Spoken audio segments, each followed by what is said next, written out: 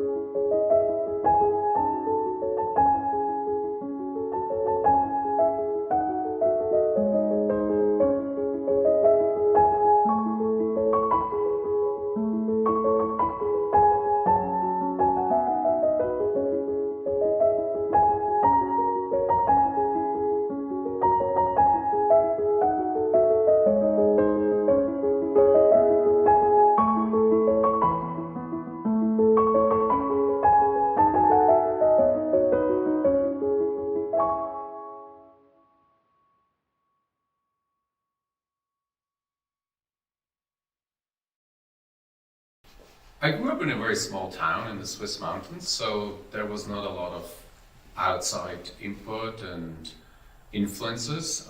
So what music I knew was really from my mother's vinyl collection. My mother was also an organist at the local church, so I used to go with her on Sunday mornings and just sit beside her at the organ and listen to the hymns and maybe, do the registrations on the stops and whatnot.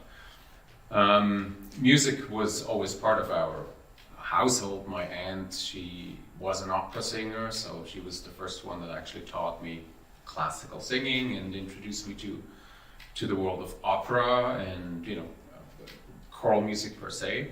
But when I was, as a teenager, I was more interested in punk and rock and growing up in Switzerland, of course, I looked over to North America and some of the big names like Bruce Springsteen, of course U2 was popular, still is, Genesis, so kind of like the stadium rock, that was kind of like my influence when I was like a teenager.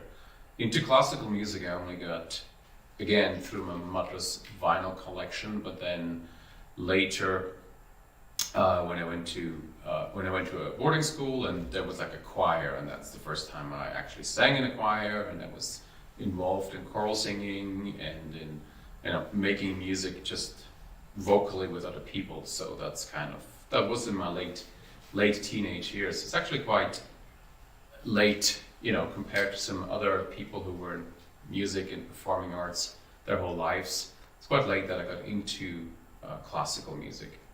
I met Michael when I was working at MacEwan University in the Conservatory of Music. So Procoro Canada used to rehearse at the conservatory pretty regularly. So I would see him there on the evenings that they were rehearsing, or he would also adjudicate. So once in a while I'd bump into him, in the halls or whatever. We'd have a little conversation and that's about it. But I really met him, actually he recruited me for this job during the pandemic, so that was a pretty neat thing that happened. I love working with Michael because he knows what he wants and he's not afraid to tell you when he likes it. He's also not afraid to tell you when he doesn't. And I find that so useful, right? Because if, as a singer, I want to know that it's correct. I want to know that the thing that I'm doing is right and good, and that I am confident in my ability to produce the whole scope of sounds. So I guess I also love the fact that I get to experiment so much in Procoro with making random extended vocal technique noises and drones and overtones and wild crazy sounds. I think I had to make the sound of a coral reef suffocating last year.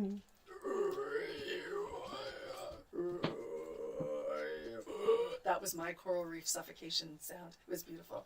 And it went for pages. Pages. I had to do that. It was awesome. And like the random and just like random noises that we get to make in putting together some of these crazy pieces that we put together, it makes it fun, right? It reminds me why I love singing. It's not just to sing, and it's also just to sing the Bach, the Beethoven, the Brahms, the Handel, because that's what got me hooked on it, but I also get to experiment all the different facets of it. Michael is a brilliant human with a lot on his plate who maintains his composure in all situations. And so when I started working with him during the pandemic, so it was August of 2020, I kind of had about a week with our former business manager, and then it was just me and Michael basically, and so there was a lot of stuff to figure out, and a lot of things to find, and a lot of people to meet. So it was fairly overwhelming at a time when we communicated in a very distant way.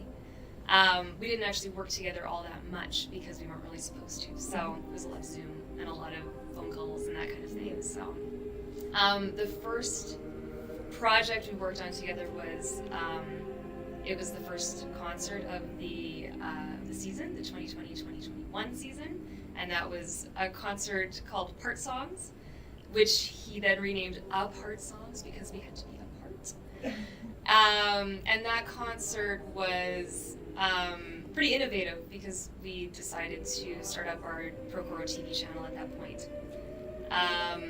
And so we live streamed it, distanced, with following all regulations, getting approval from local health authorities, everything like that. And that was about a month after I started here. So it was a very steep learning curve. I thought it was quite ambitious, but I thought it went just swimmingly. Michael Zaugg. My first experience singing with him was with Procoro when he was doing his audition for the choir. And so this was 12 years ago. He was the last out of 3 people who were auditioning to lead the choir. And experienced singers know a good conductor that they can work with in one measure. So in 4 beats, you can know, I can work with this person, or I don't think I can work with this person. And I knew his first breath with us to get us to sing in the first 4 measures, 4 beats. Like, yep, this I can work with, because I could follow. There wasn't anything extra, and there's so much intelligence and motive behind those 4 beats that I knew, yep, I will continue on singing.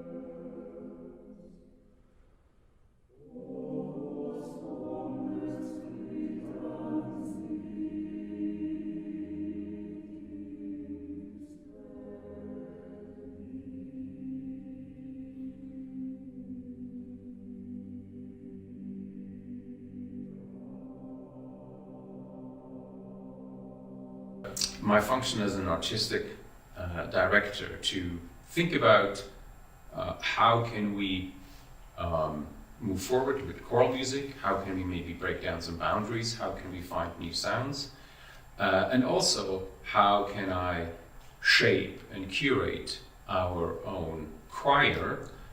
What music do they need to grow themselves, and what music does the audience maybe need to hear new sounds and learn about new ideas and new philosophies. So that's kind of like my approach as an artistic director. 76, page 83. Do-do-do. 1 and 2 and 1 and go.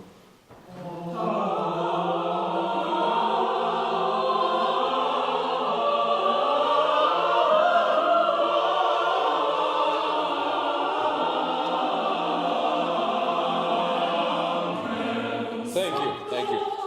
Make sure you hit that third in it, and it's so when you come back down to the A, same thing again. 1 and 2. Da da da.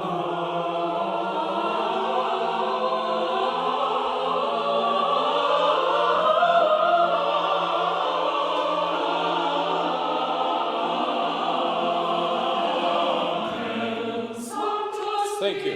That's it. Now, can we please go measure 62?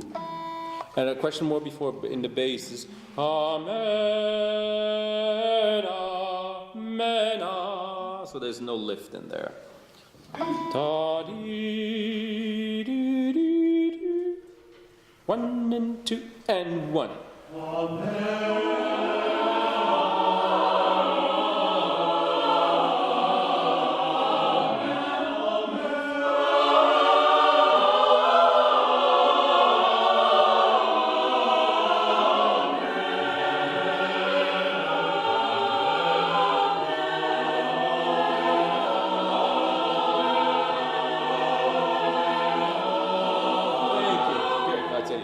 So this section is 4 measures. That's very clear. So it's measure 72, 4 measures. Can we do crescendo into the middle, decrescendo to the end? So 4 measure crescendo and decrescendo. So when we come to 76, it's a mezzo piano. There's something really special about voices coming together and the unification of breath, and to create all of these different harmonic structures that just resonate with your whole body, and that you can feel when a chord is right when your whole body is vibrating from your toes up to your head, and the room just rings in the space. And it was a way to also be involved as part of a team, right? There were lots of people. It was really social. I really loved being a part of that sort of unified ensemble, and it was just there was just something special about being part of a group that sang, right? That used their voices to say something.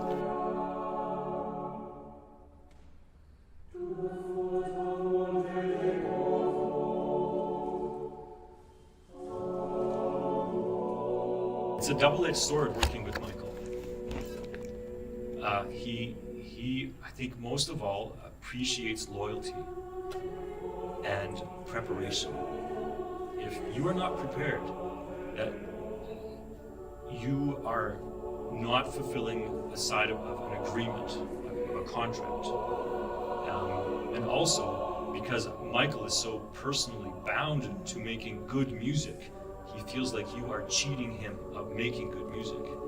So if you don't bring that preparation and then focusing with him in a rehearsal, you are not a good match. Okay, so this is what he demands, and if you appreciate that, well, then the sky's the limit. Then you can do amazing things. I think the first time I met Michael, I was a sub for a pro coro gig at the Basilica, and they needed an alto sub, and so I was on the audition list, and so the coordinator at that point, the office admin person, was named Ksenia, and she called and she said, "Hey, I need an alto. Can you please come in and do this, and then you can audition for Michael. Let the auditions still happen." I'm like, "Okay, sure." So that's how I met him. Wow. I sang with the choir before I auditioned for the choir.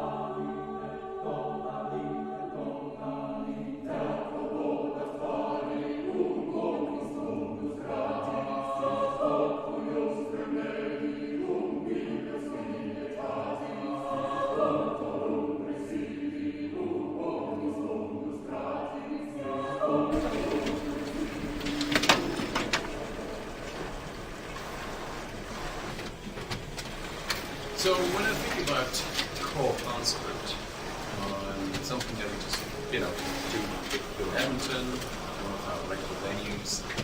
I very often have a very concrete theme in mind. So I have to find the music and the repertoire that fits within the theme, fits within a time frame. And that's interesting for the performers and for the audience and for myself. But that usually happens maybe 2 years before the event actually happens. So that's how long we start planning. And then once that is in my mind, I have to see how does it fit within the actual yearly calendar. Everything is planned out basically by Michael, and because we get funding for several years at a time, let's say there are funding cycles that happen, we'll have to have a general idea of maybe next year's season, the season after that, what we're going to do and what repertoire is going to be performed. And so as soon as that has been discussed and approved by our board of directors, then we start with booking venues and we start with booking singers. So pretty much as soon as the idea has been formed and approved, then we're all working on it together. So my all-time favorite performance with Choral Canada, that's difficult to pinpoint. I think I kind of have to separate either being in Edmonton or being on tour, because we had some amazing performances on tour with Choral Canada, and it's always different when you travel together and you're like in a hotel together and you're on the bus and then you go into a hall and you perform the music for a completely new audience. And there we once did a tour to the Maritimes and we performed in Halifax, and I remember that performance. That was really so amazing, and I think for most of our singers who were there, this was one performance of a lifetime. The most memorable performances here in Edmonton with Choral Canada are the ones we did at the Alberta Culture Days in September, and we were at the Windspear, and over the course of 5 years we had a program that kind of led from the first year to the 5th year, and the theme was kind of almost like a travel around the world. And the first one started here on the world, and then the second one we had traveled there, and then at the very end, so the 5th year, we actually arrived in Edmonton with our travel, and we did music by Edmonton artists and Edmonton composers. So these 5 years and 5 performances, those are really very memorable. And of course, the very first one in 2012, when I was just appointed artistic director of Choral Canada, and I did my very, very first concert with the choir at the Windspear, and we performed The Nightingale by Prowlins, which is this massive work in 24 parts with a recorder player, and it has become one of really the staples of the chorus repertoire. That was one of the best concerts ever.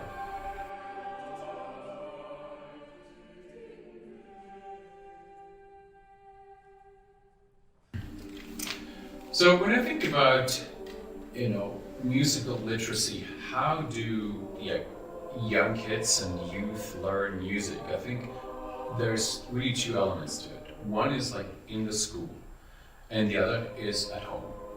And I think today we're kind of losing both a little bit.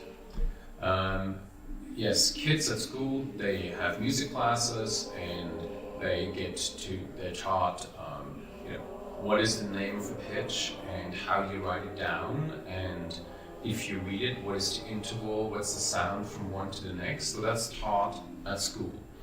I don't think it happens anymore at home, because people don't sing at home anymore. We don't sing folk songs anymore. We don't sing, if you're from a certain religion, you might sing before you eat. That doesn't happen as much anymore as it happened maybe 100 years ago.